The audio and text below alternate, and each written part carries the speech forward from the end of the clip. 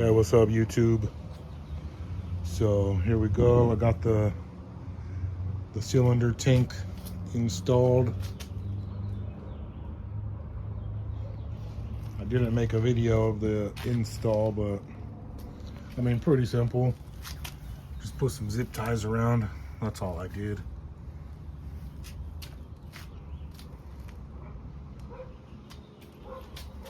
Got the billet throttle working, hooked up. Everything's good. It's real snappy.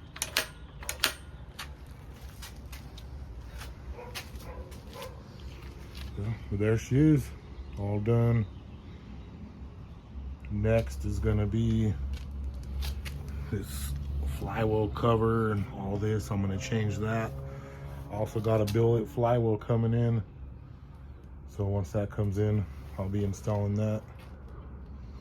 And then I need a new front tire. Has even wear on it. See, one side of the tire is worn more. That'll be in one of the next videos.